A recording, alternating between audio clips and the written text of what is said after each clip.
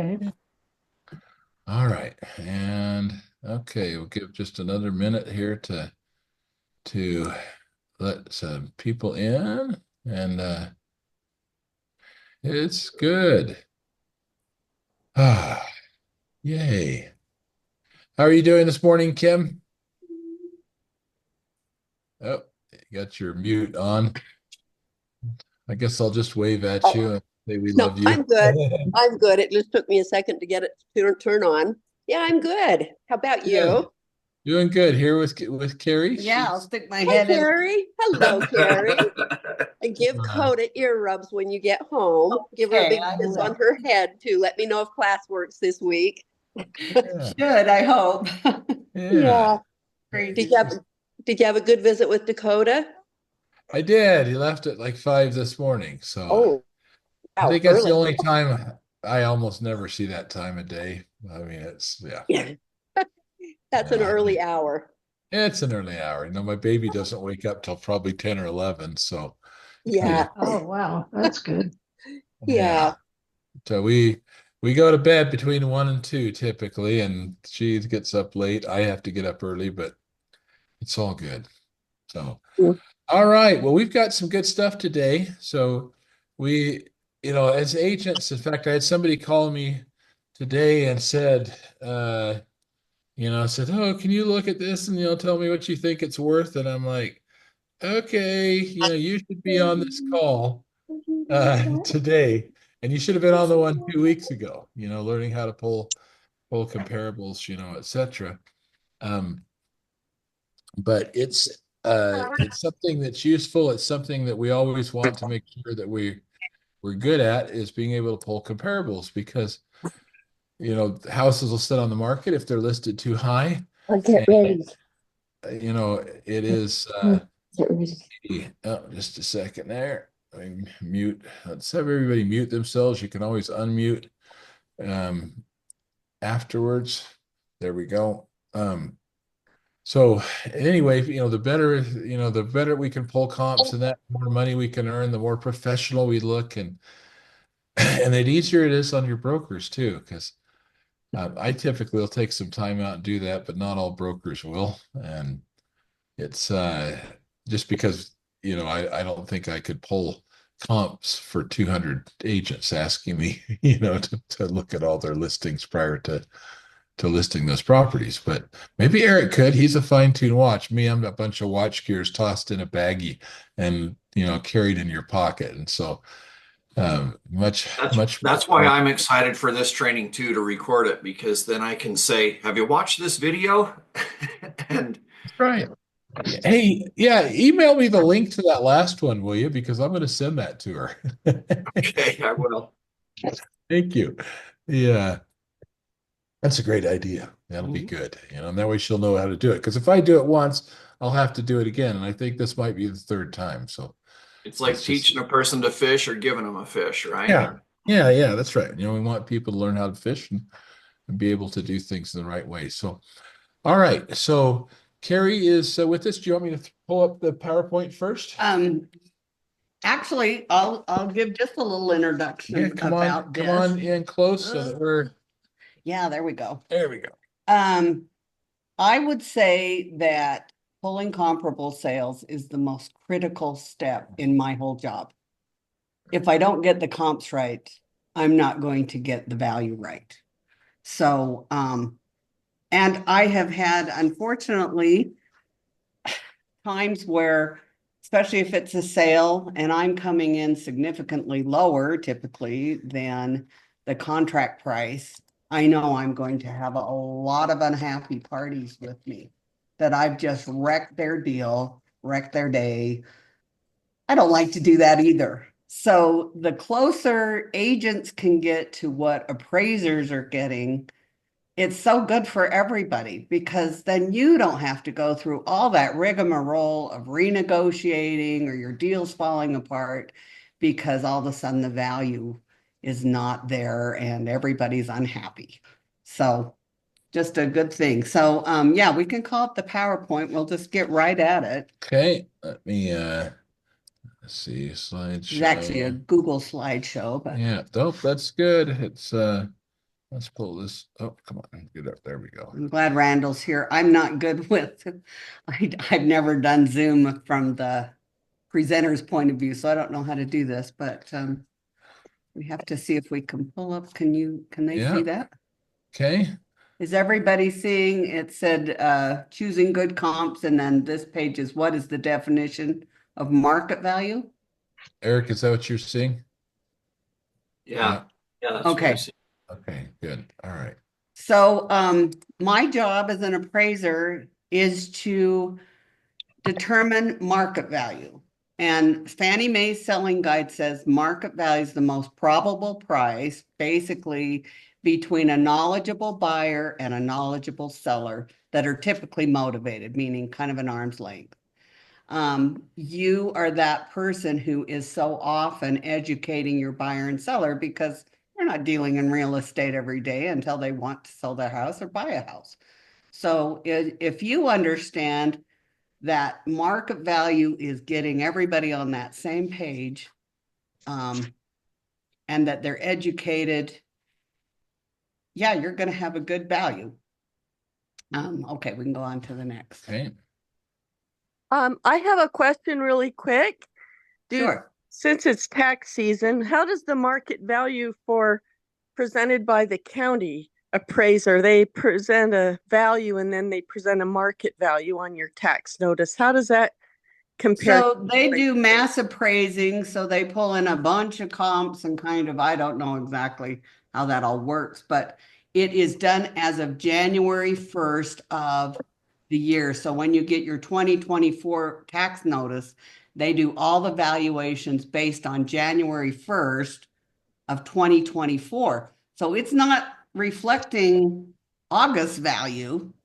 It's reflecting that January 1st value, and again, bringing in, I don't know how many comps that they pull in to value it against.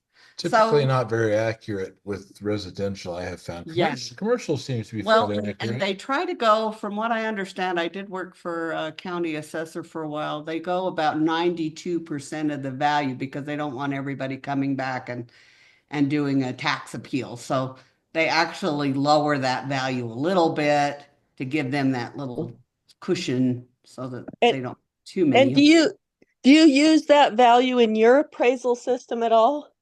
No, I maybe call it up when I'm looking up county data and how big is the lot, how big is the house. Thank you. Just to give me a rough idea of what somebody thinks it's worth. But no, I go by my comparables. And so there's also a handout in here, just so you're aware, it's in the chat section. You can download it. I put two handouts in there, 2 PDFs. Randall, we don't see that just- handout in here. Okay, for some it's called reason. Choosing Good Comps, Oh, Play the Matching Game. it's And it's everything that's in this slideshow, but on a nice sheet for you yeah, give to, me a second here, and it should have been like I did it right at the top. It's choosing good. you don't see it at Randall, the you top there? probably added it, but then That after everyone came in. PDF right there is choosing good All comps, right, I let think. me do this again. And okay, so I'll do this again. We'll put it in there. And I'll put this one here. And I also, he's including the one from the class I did 2 weeks ago. Yeah, we've also So got that. the CMA, so that you And can take I put in, comps and do it into a CMA. and So I do put you have- that link to the video you did as well. So that's in there now too for everyone. Thank Okay, you. Okay, so let's go back up so one slide. okay, Okay, so first of all, you have to get to know your subject. You want to look for these characteristics. I've listed them in order of importance. Location, location, location. We always talk about that. The quality is very important. You want to find other comparables that are the same quality as your subject. You're going to get really different values if you're choosing a home your home is average quality and all of a sudden you do it against a more custom home. We're going to have, I think one of my, Not apples to apples, yeah. yeah, one of my, we're gonna have a little practice on a couple of homes. And one of them, you can see the difference. It's quite obvious in the final values. House size is really important. We talked about above ground, square footage, everything above grade, which is called GL in the CMAs, or GLA is what appraisals called. Gross living area. Gross living area. So that's everything above the ground. Basement is anything that's even a foot below the ground. You want to find out what your basement is. Your age, your style, acreage, condition is very important. Garages, positive factors that your house may have, like it has a really great view, or negative factors that maybe it's right on a busy street or backs a freeway. Amenities, if it has a second kitchen, theater room, solar panels, anything that makes it a little bit fancier than a typical home. And you have to think, are these characteristics typical for this location? Or are they more unique? Because you want to take any of that into account when you're trying to figure out your comps. Okay, questions? Okay. Okay. Yeah. So I had to hire an appraiser for a day of death, and the front of the house was above ground, but the back of the house was, he said, if it's a foot of dirt, it's suddenly a basement. So, It's below, he said a foot below the ground. It's yeah, so maybe, typically, also I look at sometimes the utility of the main floor. Usually the main floor will have kitchen, bath, some bedrooms, a family, living area. And then if you look at a basement, it's definitely different than the main level. And so the main problem I see too often is that, especially on splits, that there's some stairs that go down to a lower level, and people call that, they add it to the upper level, like a family room with a bathroom. But if it doesn't walk out onto a patio, it's actually a little bit below grade, then it should be counted as basement. That's where I mostly see it when I look at listings versus what I actually put into my appraisal. So then How I had Oh. a thought too. So if you're looking at gross living area, so let's say you've got two houses that are 2,200 square feet. Obviously, using the GLA approach, if one's 1,800 feet above ground and 200 feet below, that one's worth more than the one that's got the, that's split evenly. Yeah, that you would have maybe 11 and 11. Yeah, 11 and 11. Yeah. And not saying you can't use that, but it's not as good. Yeah. So, Yeah. Okay. Any other questions? We'll get on to, this is the meat right Kelly's here. got a question here. A question. Yeah, I actually have a couple questions. When it goes to age, I've been told that you can go 10 years forward, 10 years back. What's your thoughts on that? Yeah, we'll go into that in this next section. Okay. Oh, And then you'll kind of go into like the unique features as well. oh yeah. And like lot going size. in depth with all that. So this is, And I'll wait. that screen was know your subject, so you know what you're comparing. Oh, just a second. I got 7 people in the waiting room. Let me let them all in here. And okay. Can I make a quick comment too on know your subject? Yeah. So this is one of the things that I train on. Ooh. There we go. So are we good? Yeah, I just muted it. Yeah. Okay. So this is one of the things that I train on, but we're kind of in a unique position versus appraisers as real estate agents, meaning that we don't go see the subject property before we build these comps. So we don't know the condition that it's in. And a lot of times when we pull comps, there's 20, 30, 40 potential comps that we could use in a huge spread. And some realtors, if they're novices, they'll just find the 3 highest comps because they want to go and tell the client, this is the best value I can get for you. And then they go out there and, there's a Harley in the living room with its oil being changed and there's holes punched in all the walls because somebody's got an anger management problem. But they pulled the three highest comps out of everything they found. And there can be $100,000 spread. In fact, often is from the high end to the low end.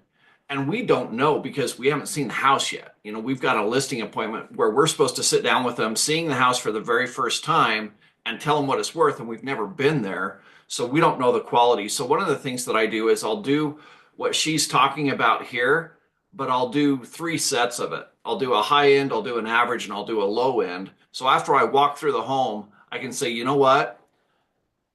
This is the value, and it's mid-range, average condition and stuff like that. Then I'll pull those comps, and they said, well, we talked with another agent and they said this. And I would say, yes, I've got those comps from the high end range. Let's look at those remarks. This isn't your home. Like if you were a buyer and you were shopping for homes and you were comparing your home to homes with these finishes, which one would you choose? It wouldn't be yours, right? Those aren't comparable to you. But realtors, new agents make the mistake of picking the three highest. I think sometimes agents that are closing 100 deals a year, they come in and say, nobody else knows what they're talking about. The average realtor closes 4 deals a year. You can only trust me. You can only believe my comps. And I guarantee to sell your home in 30 days or less. It's because they're using comps from the lower end of the spectrum. And they sound like they really know what they're talking about. But when you guarantee to sell a home in 30 days or less, you're guaranteeing that it's, in a market where 90 days is average, you're pricing it below the comps and your supporting documentation is from the lower end of the spectrum. So when I come in and I say, yes, I've got all three sets, here's where yours works, all of a sudden, all of those other agents that they've interviewed, it makes sense to them why they're getting different information and they're more prone to work with me because I don't have an agenda.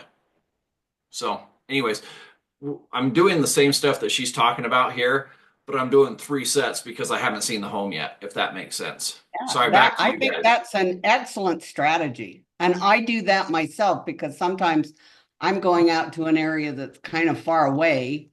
I pre-pull comps and yes, I do the same thing because I'm not sure when I get to that house what I'm finding.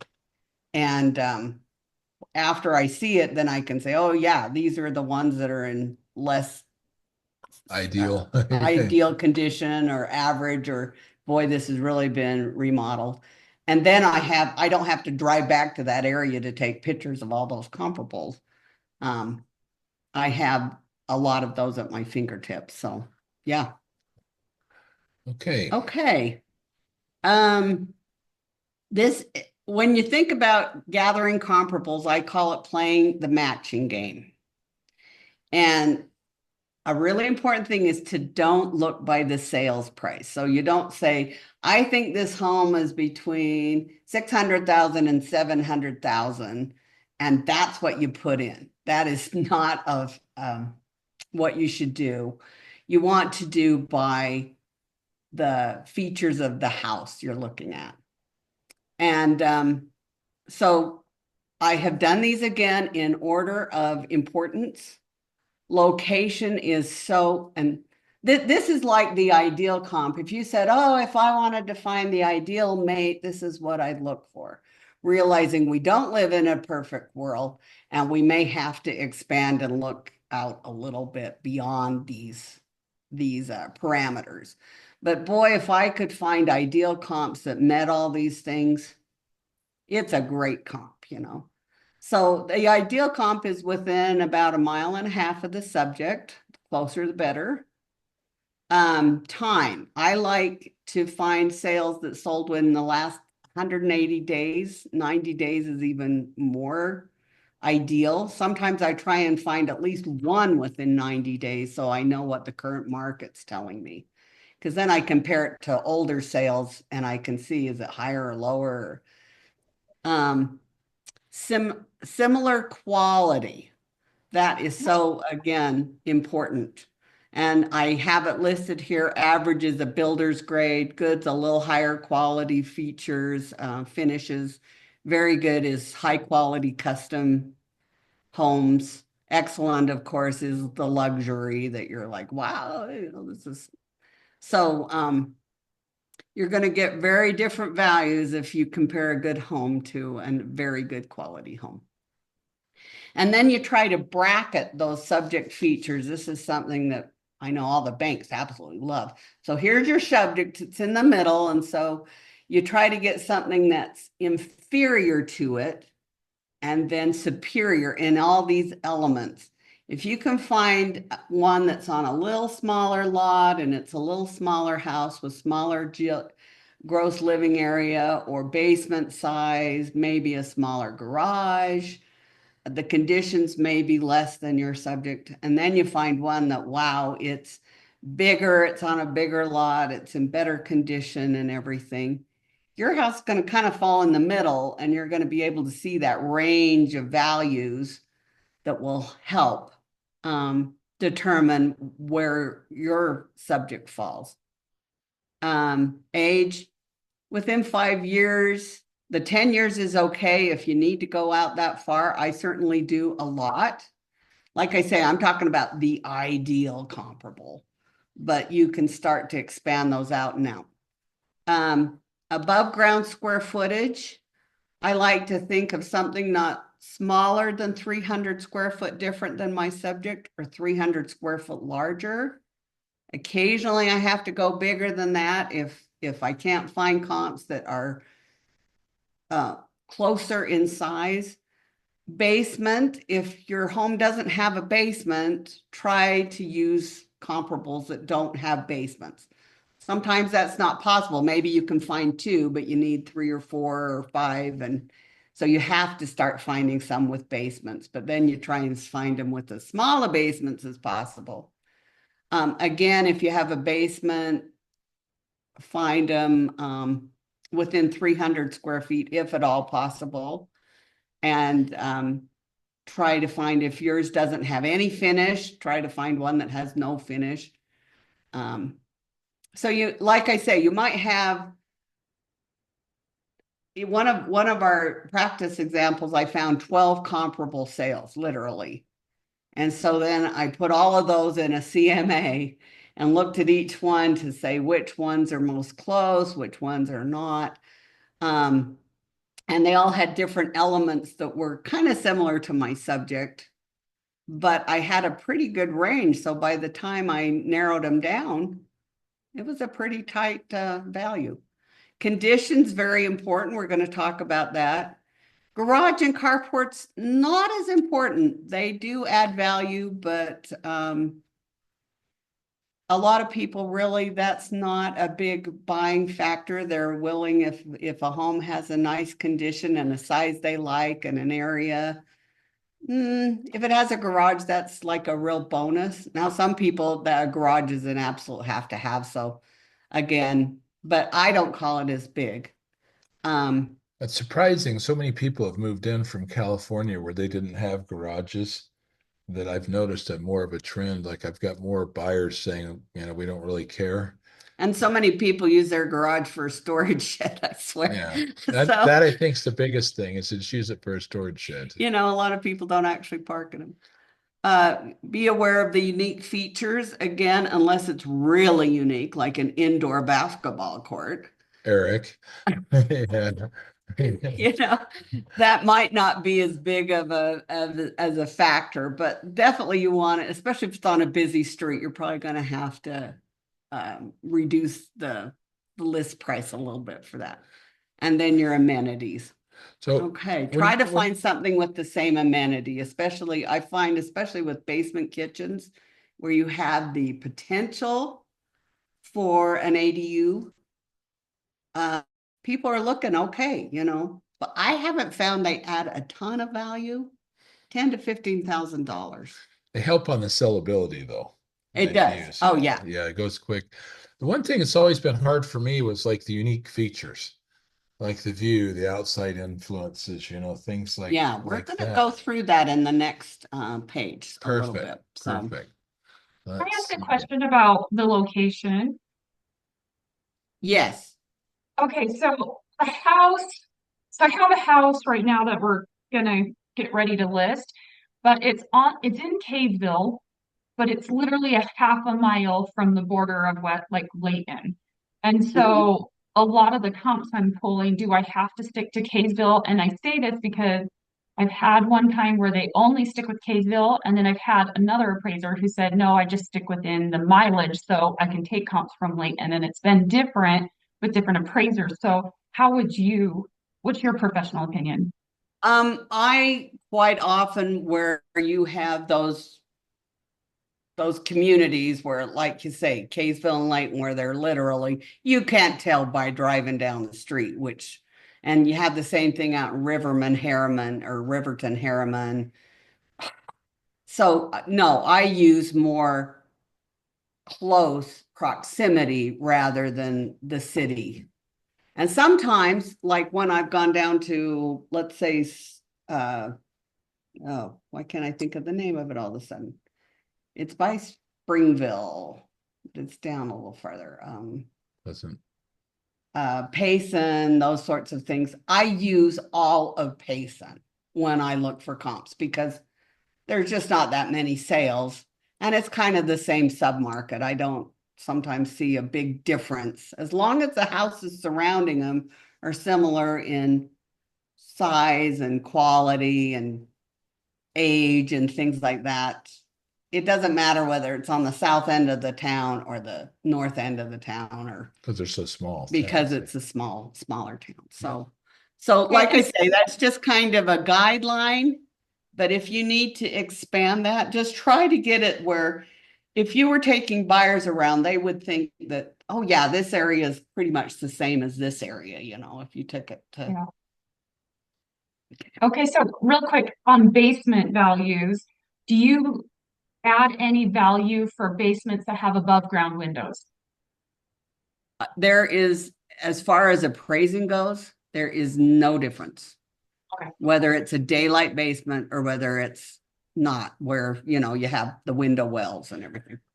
No, it's Right. I wondered because you the talked about quality if of they the have finishes. if and they have like a utility. walkout patio, like when you were talking before, you talked about they have a sliding glass door to a walkout patio, then you kind of value it a little bit differently. So what about Well, that was if the whole thing is above grade again. I mean, if half of it is below the dirt and the part where the patio is above the dirt, it's still a basement. okay, perfect, So the thank you. whole thing has to be above the dirt to do that. And then you'd have that 3 levels maybe of GLA, where you'd have the family room, bathroom, then the kitchen, dining, living room, and then your bedrooms and your bathrooms on that upper floor. But it all has to be above the ground. So, Okay, thank you. okay, condition. When I did pull comps, I look at the pictures. Pictures worth 1,000 words. You can tell the age of the floor coverings and their condition. You can tell by the colorings kind of how old they are. Are they new or they older? Wall finishes, kitchen age, the bath age. You can sometimes see that the roof has some missing shingles and isn't looking great. Then you can look at the design styles.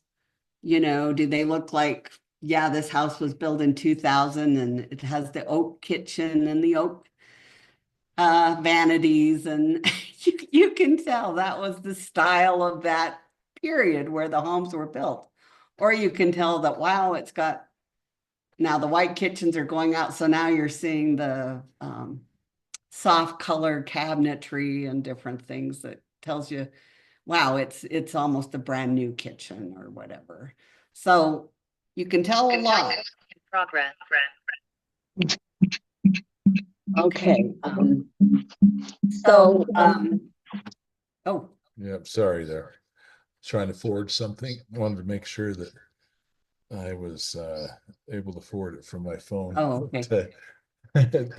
Forward this from my phone because I have an agent saying I'm having a hard time getting in. And said, okay. So if you, oh, you got that what echo the heck there. is that? Oh, looks like try. They're just gonna have to. They were late. When you're late, you don't get to benefit. So let me. All right. Okay. They're just in Oh, trouble. sorry. Yep. So when I did that CMA analysis a couple of weeks ago, and we talked about where you could put a rating in the condition, this is kind of what I worked out that would work in a CMA. Number 2 is dated or in poor condition. Now, Kim saw one the other day that might been a 1. It was so bad. But so that's kind of what I do. You've seen it hasn't been updated for decades. It's got, orange carpeting and the paneling on the walls in the basement, and, the kitchen is pretty old. Average is, I call it no recent updates, but it's in move-in ready conditions, pretty okay. Sometimes the kitchen and baths have been updated, but maybe it's been 15 years since they were 15, 20 years. You know, then the 3 to, and this, you can definitely play with these. These are not hard and fast by any means. So you can kind of say, oh, I think mine's about, it's maybe not totally recently remodeled, but it was maybe 5 years ago. So I'm going to give it a partially updated condition. It has some new floor coverings, paint. Kitchen was remodeled, not too far off, but maybe only partially remodeled where it has older cabinets, even if the older cabinets have been painted. I see that a lot. They keep the cabinets, but they throw a coat of paint on them and then put countertops backsplash. Then 4, I give it for recently remodeled with all new floor coverings on all the levels and new paint, but it still might have the older kitchen and baths. 5 would be all of those things plus a new kitchen. And then 6 where it's, wow, it's really getting so all throughout it's been remodeled, including new kitchen and baths. And then some have been recently remodeled all throughout, and they've also done updates to the outside with new roofs and updating the exterior and things. So I kind of do that, and then you have to figure out how much each step of those would it be. Like if you were doing all new floor coverings on all levels and new paint, that would maybe cost you $15,000 to do that. I kind of do it by cost to bring them up to this condition. That's how I figure out the value of them, is how much would it cost? Because I could buy an average house and know that this is how much it would cost me to fix it up really nice. So, okay. Questions, anybody on that? Let's go on then. Amenities and unique features. I always look at it from a buyer standpoint. What will a buyer pay or not be willing to pay for a feature? That's called the market contribution. So I always look at it through the buyer's eyes. How much are they willing to pay? And sometimes I've done a little survey with 3 or 4 friends. I'll call them and I'll say, hey, I have this house and it has this really good view. How much would you pay for a view? And I kind of describe the house and I say, if there was one just down the street, but it didn't have the view, and this is what it's selling for, would you pay $10,000 above for that great view? Would you pay $50,000 above? And a lot of them would say, oh no, I wouldn't pay 50, or they wouldn't pay 25, but yeah, they pay 15. And all of a sudden I've got a pretty good idea of what a buyer thinks when they're walking through 2 houses and one has a view and one doesn't. Again, the amenities, I value those. I give $1,000. So like a second kitchen, which I would give a $10,000 adjustment to, in that CMA, I put a code of 10 in the box, which gives it a $10,000 adjustment. And all these different things you can apply values to. And sometimes you're kind of guessing, or you could, sometimes as you're walking around with buyers, hey, how much would you pay if a house has solar panels? Just ask them for their opinions. And it's amazing. There are quite a few of them have some pretty good ideas of what they'd be willing to pay for an alarm system, which isn't a heated drive. So these are the practice things we're going to do. This is our first house. Can I ask about a pool? A pool? A pool, yeah. So there's lots of Um, pools where I live, and I'm just wondering how much you personally think it would value. I typically, it depends on the size of the house. Obviously, a house out in like Rose Park area, people can't afford a pool. So they're not going to pay a whole lot more for a pool. They might even look at it as a I was gonna say, detriment. we've seen it, pools usually take the value down, they don't add to it, it Yeah, seems like. sometimes they, especially if they're not working and they need repairs.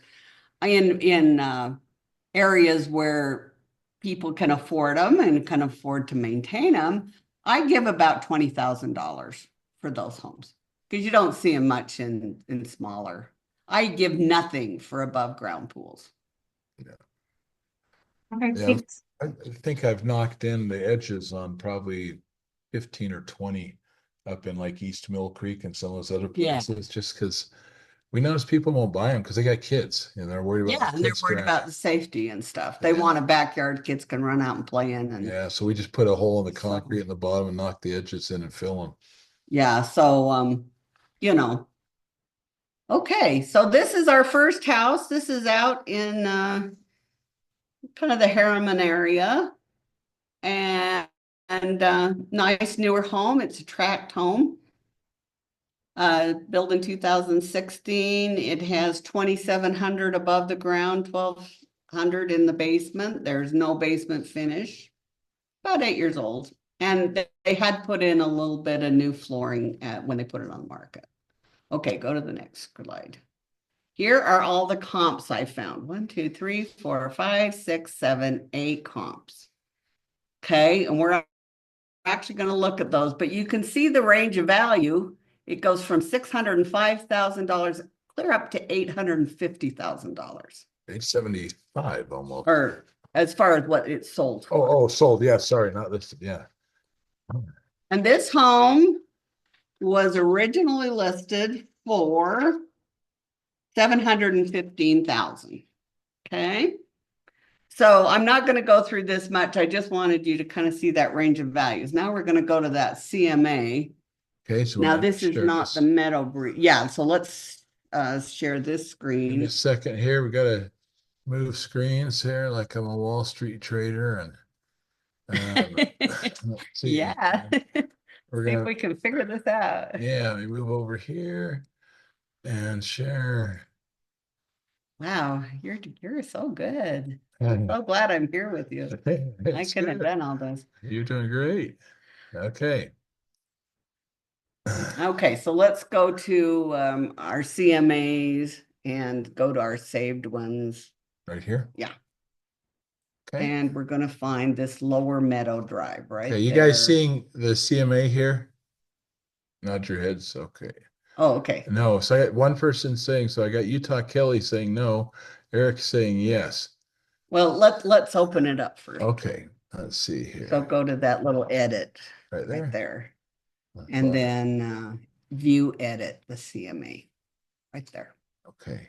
Okay, here we are. So Kelly, are you seeing that now? Okay. Okay.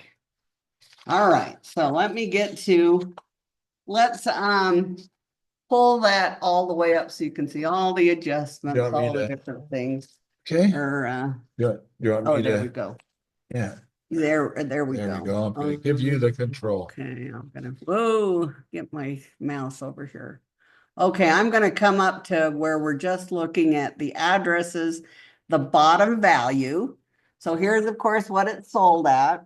You can see I've gone in and changed the acreage. That's something you have to do on that CMA, is to change it to square footage, not 0.13 acres and everything. So that's from our last video. If you didn't Right. see our last training 2 weeks ago, you can dial the CMA in where it looks just like the appraisers, but you had to change the point whatever acres to the actual square footage. And Right. so if you haven't seen that, I would urge you, I think Eric said he put the link in the chat section, didn't you, Eric? And I did. It's right there at the top of the chat.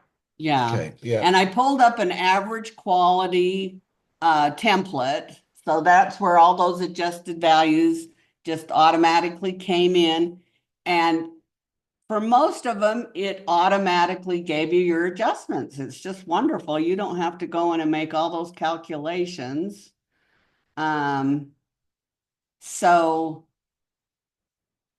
you can see in basement square footage, guess I'll do my little pointer here. Oh, there we go. Basement square footage, no finish.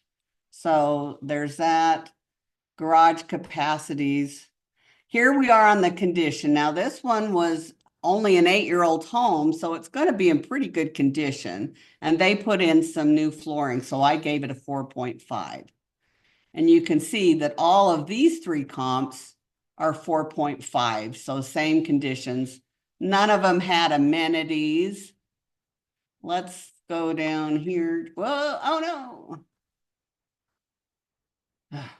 Keep that. Grab that.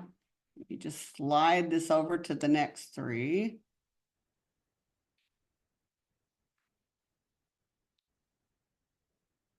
There we go. To show the value. Okay, so this one literally was on the very same road. And it had a 4.5, really not too different. So we're going to look at these. Here's this one, again, a 4.5. This one was a 3. Let's see what the age is. It had 80% finished basement. It was built in 2006. Mine was built in 2016. So there's a 10-year age difference. And it hadn't been updated. Yet, it's interesting that it sold for $806,000, or the net value is $100,000 above these others. So why do you think that is? Is it the acre? No. 4-car garage, 3-car garage. Yeah, 3-car garage. 1,400 feet above the GLA was higher. Is that It right? has a finished basement. That was one. Let's see. GL was pretty much the same, 2,400 square feet. The difference is in the quality. It had better architectural style. It was not a tract home. So many tract homes are kind of minimalist stylings. They're pretty basic. This one definitely was not. Show us where you address in the boxes that you filled in. Can you show us where you address that in your numbers? Actually, Like the what I'm year? going to do in a minute is cut this one out because it's an outlier. It's Okay. obviously from when I looked at the pictures and everything, I was going, this is a better house, even though it's an older house, even though it had not been updated. It was a better house. The kitchen was even though it was naughty alder and things, it was a better quality kitchen. It wasn't just a standard You grade. gave it a 3, is that correct? The one That's a condition rating, not a Yeah. quality rating. Oh, that's where I'm, because I was Yeah. seeing how you gave it less quality than you gave the subject. So where is the box for quality? There is not one. I did not put that Okay. one That's in. all right. Okay. Exactly, because That if makes it's sense. a better quality, I'm gonna kick it out. Got it. Okay. I don't want to use it. So it literally, we will take that right now and show you how to do that. That makes sense. Thank you. Remove. Because Except I'm not going to do that right now because I wanted to show you something interesting. Let's go on. Look at the rest that I pulled. Now, these were similar in size. The biggest difference was the age and the quality. Other than that, they were pretty similar. Let's see. River Chase, I think. We're kind of going faster because I don't want to go, oh my gosh. I don't want to go over our hour. Oh, I gotta pull that over. Sorry. Can you pull that? Yeah, I can do that. Because it's the last 3 comps, I think. So River Chase is we have to now. Let's see, we had the go up. 806 and it was these 3. Yep. Yeah. Okay. And then So just, Oh, let's see, that's our first three. Okay, these were the, yeah, we just have okay. to drag that to see our last comp. okay, let's see here. That's funny. That is a touchy mouse, isn't it? There we go. Okay. Okay. So this River Chase, look at how big the acreage is when compared to the subject. It's again built quite a bit later, about the same size, about the same basement size, doesn't have any basement finish. Oh, it does have 100% basement finish. 5-car garages, or it had been updated. There we go. And I think it had a newer kitchen. So all of a sudden, you could say, well, since it's been updated, it's quite a bit more similar to the subject in appeal. But again, 776, it was again a higher quality home. So that fire back is the same thing. And Heritage Field, again, it was similar in that it had more not too much basement finish. 3-car garage, had been pretty nicely updated, and it had some amenities there. That's why there's that -8. Can't remember exactly what it was, but okay, so 596. So I am going to remove, oh, before we do that, if I cannot mess this up.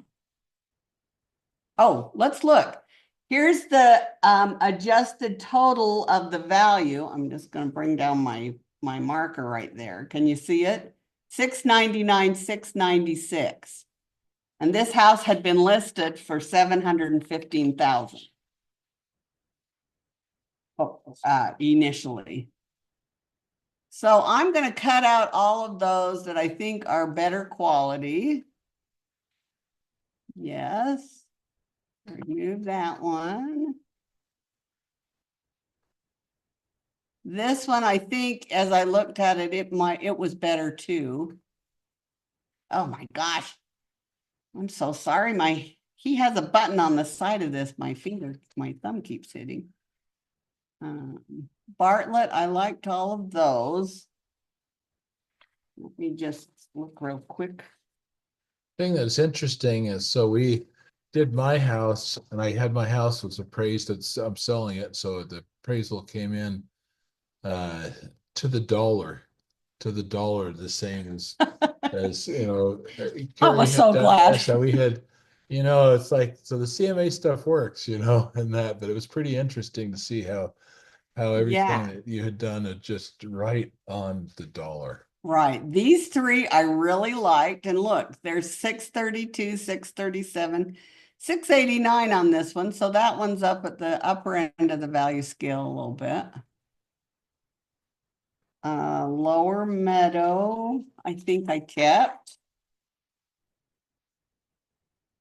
And Thorley. Ooh. So I think I got rid of all the others. So I'm going to remove all of those. Heritage Field. How much was that one? This one is kind of an outlier. Oh, River Chase, why didn't that go? Yes, I want to remove it. Why isn't it removing it? Which one is it? Right there. That one? Do I want Yes. to remove it? Yeah. But did it go away? No. Oh, I think it did. Oh, that one did. Yeah. Yeah. Okay, and I'm going to remove that one. Yeah. Oh my gosh. That thumb just keeps hitting that button. Squeezing my mouse. Why are they still all there? Maybe because you didn't save it. If Well, they usually just go right away. I wonder if you have to push save CMA to make them stay out. I think they're finally getting there. Okay. I hope so. Okay, I just wanted to show you that bottom number now. 641,888. Is that quite different from the 699. Sure. And if you look at these, they're all kind of built the same time period. They all have pretty much the same square footage. A lot of them don't have basement finish, or if they do, same, you know, there's a few, like this one has a larger garage. So all of a sudden, maybe that's why it's worth more. Here's kind of your lower end of value scale, the 607, 764. This home sold for 665,000. So these numbers are actually a little bit smaller than what it sold for. But we're much closer, so you can say, okay, which ones are the most similar, which ones aren't, and you kind of have to say, this is my very, very best comp, and what is it telling me? And then here's the low end of my value scale, here's the high end. And I think as agents, we try listing it a little bit at the high end so we have wiggle room to negotiate and Right. kind of get a feel of if we're getting interest in the house and different things like that. So anyway, but you can see that that came along pretty well to the 665. Okay, let's go to the next one. And this one, just because I know we're getting short on time. This is Meadow Breeze. And these I picked randomly. I have not done any appraisals on these. These were just, I went out and I said, I know these areas, let's pick a house. Let's pick a house that's sold. You can practice on sold properties because you already know the answer. You know what they sold for. And then you can see on your CMA, how close did I get to that actual sales price? And you can learn on those and you can play with your CMAs and you can do all of that to get better at doing it. I know when I bought our house about 9 years ago, my agent would do CMAs to see how much, and then I always, of course, did a little desktop to see if they were reasonable. I didn't know. And then we compare values, and he was always happy if his value was pretty close to mine. So we'd have a little game there. I But- have a question. What year, how close in sales year? Do you the same year? Yes. Yes. I occasionally have gone back 2 or 3 years. They're typically on really high-end homes, like multi-million-dollar properties. You want to be in Or 180 days. you're that's out the- in Rush Valley or something on 80 acres or something. Yeah, at the beginning of the presentation, Cari said that 180. 180 days is ideal. If you can, the tighter you can get, the better, but 180 is ideal. Yeah, and I've often had to go up to a year to look at what's been selling last year. And then if you have some that are recent, you can compare those two sales, one that just barely sold with one that sold like last November, and see how different their final values are at the bottom. And if there is quite a bit of difference, then you know, okay, that means the market came up some. Sometimes they're just pretty much the same though, showing that there wasn't as much rise in the market as you thought maybe. Okay, so this one, and I'm not going back to my slide. This is a Rambler, 1,700 square feet basically on each level. It was 100% finished basement, built in 2004, so about 20 years old, 3-car garage. It has been updated quite a bit. It had the new carpet and paint and a new kitchen. I think it still had the older baths. But you can see the dovetail, very similar in acreage. It's bigger. This is the bracketing, where it's a bigger Rambler, bigger basement, did have 100% finish, only 2-car garages, not as nice a condition, and it did have a few amenities. So it came in at 633. Okay, Belmont Downs, this one is on like over a half an acre. It's actually can be used as a horse property. So you're going to have a big adjustment there. You can see the difference in the sales prices because of the big acreage. But it was very similar in size, as, you know, gross living area and basement, 100% finished basement. It had a big detached garage out to the back besides the 2-car garage that was attached. So that was another big downward adjustment. Hadn't necessarily been updated at all. And so in the end, it came in not too far from the ones on smaller lots. This one, again, a little bit bigger acreage, not much, very similar in size, 70% finished basement, 3-car garage. This is an excellent comp of 4, so it has some updates. And I think it had a basement kitchen, that's why. But 651, I would call this probably one of my best comps because it had so many similarities. The Torbay, again, a bigger lot. Built, oh, this one, that Hunter Spring was built in 2018. I didn't notice that. It's a newer home. So I might decide maybe that wasn't as strong of a comparable. I don't know. 2009 on this one. And I believe this one was a 2-story home. So even though it had similar gross living area, it is a different style. A smaller basement, even though it was 100% finished in 3. But we're still coming out really close in range with the other sales. So as long as it's coming in that closer range, I will keep it. I'll say, okay, that still gives me a pretty good idea. Hunter Valley, pretty similar. It's a little smaller. This is one that bracket the subject size on the small size and only 75% finished, 2-car garage. So it brackets on that smaller size. Only a little bit of updating. It did have a few amenities, so that's why it's a 7. But I came in at 646, which is really tight range, Right. with all those other sales. So I know it's adequate. Within, like, you know, So 5,000, 6,000. right. So all these together gave me a value of 645. Now this home, get my sheet here.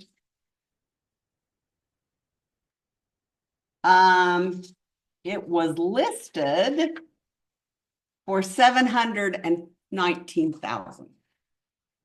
It sold for 645,000. Yeah, that's good. So all of a sudden you can see if you've listed that for 715 and you've got buyers that are the high end of their value range is 675, they might not even want to look at this home. You know, and so you've lost people. And then if they know that, gosh, for 715,000, buyers are smart.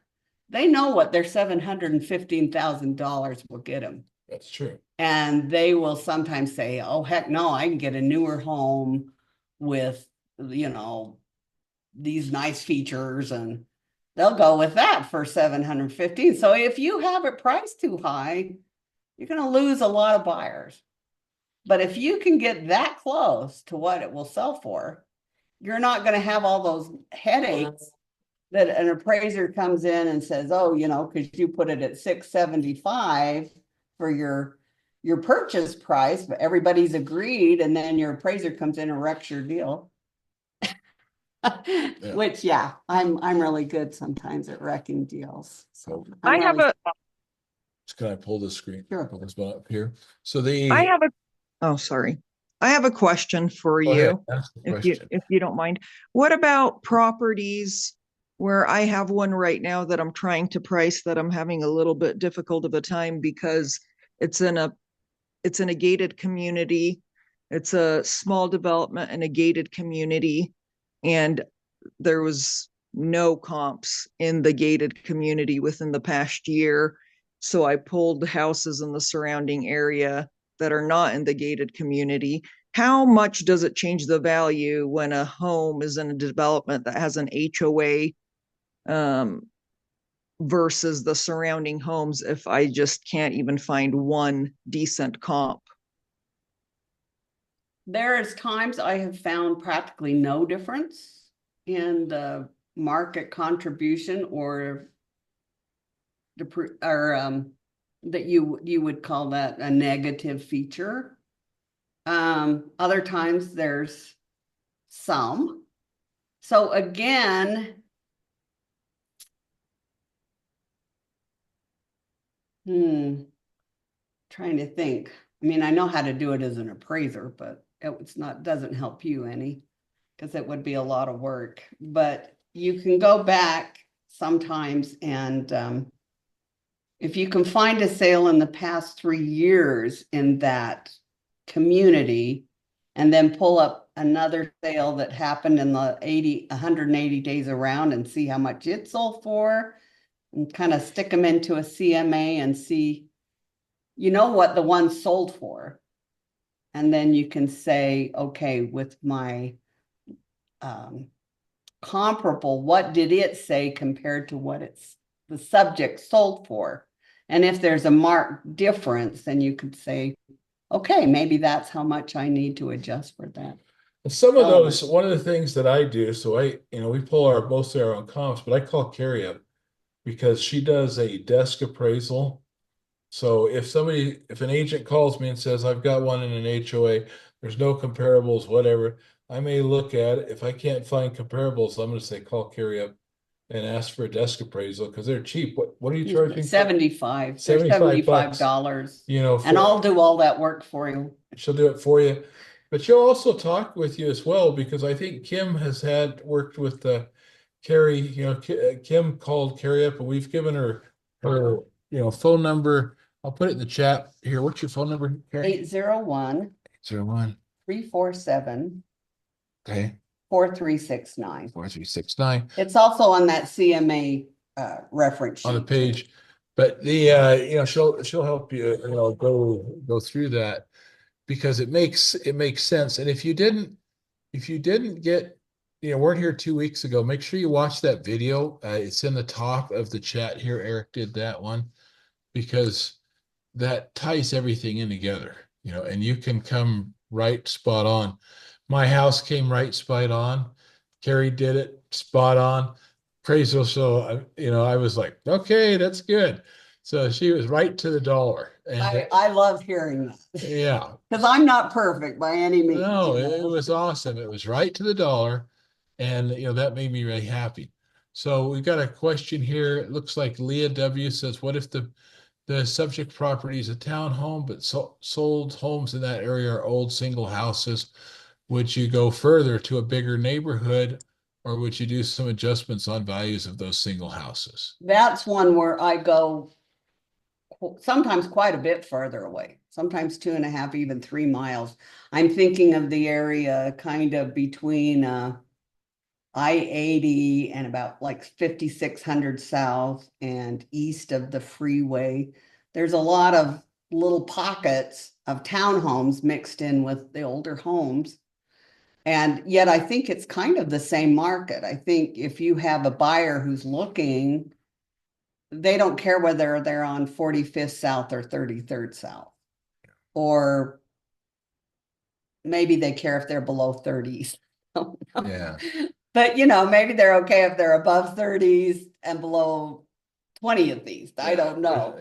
It's East-West is more important than North-South. Right. And so you could say, okay, if I have a buyer, how far would they be willing to go to look at townhomes? Because that's what they can afford. And then you can go out and, I have to do that a lot when I do condos and townhomes, things like that, in areas that they're just little pockets here and there. So that's good. Oh, thank you for answering the previous question. And I had a quick follow-up question. As far as the style, so let's say that I find a comparable outside of that gated little community. Perfect. But it's a different style. And different style. Trying to find the comp. I was like, where's that at? It's the somebody's playing the link. I heard my voice. I was like, my mouth. I know. So go ahead and ask You're that. not talking. Yeah, go ahead and ask that again, Marcia. Okay, so if I find a comparable that's outside of the gated community, that's a decent comparable, but let's say that it's a different style because it seems like there's less two-story. I believe this one's a two-story. Am I able to use a different style of home as a comparable? Or, I mean, Yes. I know it's best to obviously compare apples to The apples, ideal Rambler to one is Rambler. exactly the same style, but yes, I'm finding more and more that style does not play as much of a difference in the market as the above ground size. That's big. And a few things like that. You can use different styles, especially, well, yeah, in all of them, because you get into high-end custom homes and all their styles are different. So yeah, if it looks good in a lot of other ways, then to me that's an okay comp to use. When I you just say sent above, you that link to the 2 week ago, Marcena, to your email. Just in okay, case perfect. you I'll didn't watch have that. Thank you so it. much. You can- When you say above ground, though, I understand above ground, but do you have to get as specific as main floor area and then second story area, or above ground is above ground? Above ground is above ground. Wonderful. Thank you Appraisers so treat much. that all as one. Yeah. Eric? Oh, you're muted. Kelly had her hand up before me. Oh, sorry. That's funny. Those are like the flesh colored hands. I always see the yellow ones, but I must be Oh, colorblind. So, yeah. And it doesn't matter. I think it can be in any order. But I just had a question regarding concessions. Do you take into account the sold concessions, dollars amount? How do you factor that? And what's your opinion on, like, do you subtract, like if they paid $8,000 in concessions, do you take $8,000 off? whoa, that's a very subjective one. I could go into quite a I try not to deal with concessions if I can help it. Now you can put a line into the CMA for the concessions. And you can subtract them, and maybe that's where you're getting a difference in your final values. So you could go up and say, oh yeah, that one had concessions and it's lower or higher than all my other sales. So yeah, then go ahead and add an adjustment for that if you want. But Because the I house, had I've talked to two appraisers about concessions and they both have different opinions. One told me that they take off concessions because at the end of the day, that's the bottom line. They don't know if, anyways, I'm not going to get into that. But then the other appraiser told me, well, it doesn't matter because it appraised, or that's what a willing buyer and willing seller were to get, and that's what it appraised. So that's where I kind of have looked at concessions Well, and I and never really sometimes know. truly with each comp, even if I have 4 with concessions, I may take it off on some, I may not. What I often look at is the listing price and what it sold for. If they're equal, I don't take the concessions off quite often because they've been willing to lower the price of the house to give that concession. But if all of a sudden it's $10,000 over the list price, then they've agreed to more money to try and get the house sold. Does it add to the value of the house? No. So right. then I take it off of the sales price. So that's one of my kind of things I look at is what is the list price compared to the sales price? And then how does it work in with all my other comparables? If it's higher than all my other comparables, I'm going to take some money off for that concessions.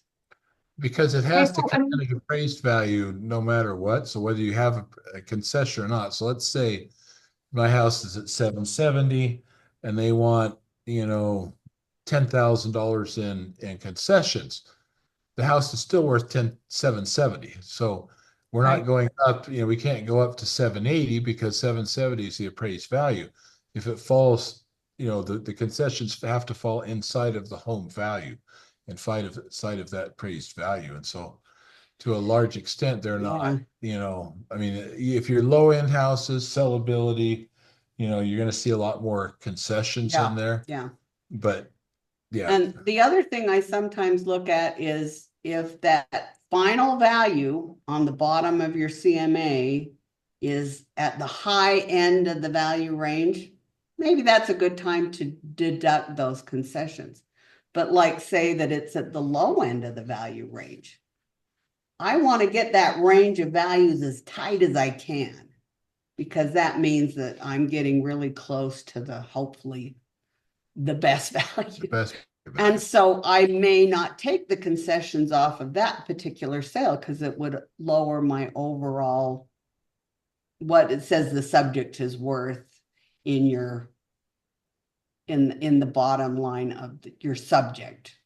That's it. Okay, so one more question about quality. So I have an older home and it's not updated much, but the big ticket items are updated, like new furnace, new AC, new roof. So it's hard to compare some of the older ones to that because those are big ticket items that are brand new. What's your suggestion on valuing that? Because I've taken like some higher end ones versus some lower end ones and tried to find my way in the middle. But I don't know if there's any suggestions for that to be more accurate. Yeah, I take that into consideration. I think roofs make a bigger contribution than furnaces. You can't see a furnace. It's a maintenance issue. A lot of people, they look at a house that's older, but the furnace is new. They're like, yeah, but I'm still going to be sinking $25,000 into this house to fix it up to make it nice. Do I really care that you spent $10,000 on a furnace? Yeah, out of the flips that we've done, probably close to 1,000 remodels and flips. If they can't see it, if they can't see it when they drive up or walk through, it doesn't have value. Yeah, it's just kind of a maintenance It's like item. electrical, But new roofs, I think, do add some because a new roof can be expensive to replace. Yeah, and they see it. And I have a different opinion because I have buyers who will go through two homes and they'll be like, I don't have 15 grand to put into a new furnace. So even though that one has newer upgrades, yeah, and I'm going to have to put a new furnace in, I'm going to go with the other one that I can cosmetically improve with time, and the money comes in. Then okay, so that's where I guess I'm kind of like, I don't know if I agree all the time on that, but it doesn't matter what I think. It comes down to the appraiser. Would that be, Kelly? So this one that I'm talking about, it was in Brigham City and it was priced about $375. Okay, so lower end of the. So if you're on the lower end, end, people are going to be more concerned about expenses for roofs, for furnaces. Yeah, they want a move-in ready house. They're not going to have to put big repair items into immediately almost. And I just put a new HVAC furnace into mine, and I think I was paid $6,000. My house is I don't know 3,000 feet. Yeah. Was it a new AC and furnace or just furnace? I did both. Okay, so for $6,000 you got both. Yeah. There's a lot of. Wow. I'm going to give you one secret too. So if you've ever had to do a sewer line, the bids usually come in between $20,000 and $30,000. I just had one that was $32,000. Most of the time, and I've done a ton of these. We have a license. We're licensed contractors. We've got a company with 4 crews. If it's not out into the street or out into a busy street, which most of the time it's not, most of the time the problems are before you get into the street or, maybe as far as the sidewalk, you can do those for less than $5,000, all of them. My average, and I'm going to tell you how you do it. My average cost is between $2,000 and $3,000 for replacing a sewer line. Now, if you're on representing a buyer, get that big discount, and then let me tell you how you do it. You don't let somebody come in with a backhoe because that screws your yard up and it's expensive. You hand dig it out. Okay. You get the Boy Scouts. I paid the Boy Scouts $500 to dig out, like 30 feet of sewer line, 4 feet deep, yay wide. Or you can go down and get the guys that are at Home Depot saying, looking for work. hire them, put it out there. There's somebody, I did it a couple of times. I just put it up on Facebook. And some of my friends or their kids wanted an extra job. My daughter dug one out. Because the parts to replace the sewer line from the house to the street, even if it's 100 feet away, are going to be less than $200 or $300. It's the ABS is super cheap. So the plumbers are charging you an outrageous amount to come and screw your entire yard up because they're lazy. And they're going to use an excavator, backhoe, whatever on it. And it looks like it's a big job, but it's really not. And I've probably averaged 4 of those a year. Matt Snade, Kathy Snade's house. She's with Coldwell. They're friends of mine. They had a $28,000 bid on a sewer line. I fixed it for $654 because I found somebody at Home Depot that wanted to come dig Yeah, it's the cheaply. digging sometimes. Yeah, I mean, it is was getting to literally, it charged $500 to dig it out, and then and it cost me $154 for the pipe, and I think I put $30 in for me to go down and Yeah. Well, and they have those insurances now that are like $7 a month. yeah. And so if you're in a Man, city, if I was in my Yeah. old house, I had an older house built in 1920, was my grandmother's. yeah, Boy, I had that $7 insurance on my water and my sewer line because I knew I was probably going to have problems at Yeah. some point. And for $14 a month, simple. it was worth Yeah. every penny. Yeah, some for my peace municipalities of- have that. Luke, do you had a Yeah, question? so what do you do when you get to the actual connection line in the city? You can tie right into it. I mean, you're tying in the same way. It's not like it depends on what you've got. Some of them are just like a slip fitting, it goes down into it. A lot of times, if it's under the street, it's usually not a problem. Most of the time, like 90% of the time, because I don't know, it's protected, it's got a road base, it's got whatever. 90% of the time for sewers that I've been replacing for the last 20 years are usually from the sidewalk to the house. And you can just use Yeah. a slip fitting. I did one out in the street where you've got a rubber slip fitting where you just slip it over. You tighten down the clamp on it and then tighten that to your ABS pipe. It's the same way as every plumber does it. You're doing it the exact same way every plumber does it. And a lot of times plumbers will come in and do it cheap. They'll say like, yeah, if you dig it out and fill it in, I'll come lay your pipe. I'll come, hook it up. And, and they're going to spend like 2 or 3 hours there and you pay them, $300 and you're off to the races. It's just, they don't want to dig. That's why it's so expensive. Yeah. Going back to the question about I call it the mechanical items, the roof, the things, I definitely always would put it in your listing so that people know those items have been done. But it might not end up equating to extra dollars added to the sale. That's what I have found, is that sometimes the market contribution is not great, but boy, as a listing agent, I would definitely put that.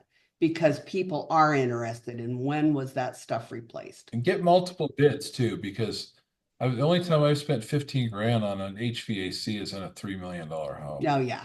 I never spent that on anywhere else. No. Eric.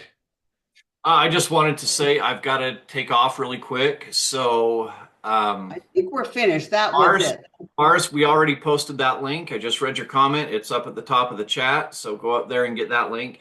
But we've got a broker town hall event that I've got to take off to. So I just wanted to say thank you before I got off. I didn't want to just disappear. But thank you guys for coming and especially for this training again on appraisals. It's something that clearly we have a lot of interest in. So we appreciate it. Truly, if anybody has questions, you can call me. I would be glad to have a one-on-one discussion about any of these issues that you're a little bit, I'm not sure about this, or I have this. And I have a lot of agents call and just bounce ideas off. Cari's been great. It's been More than amazing. happy.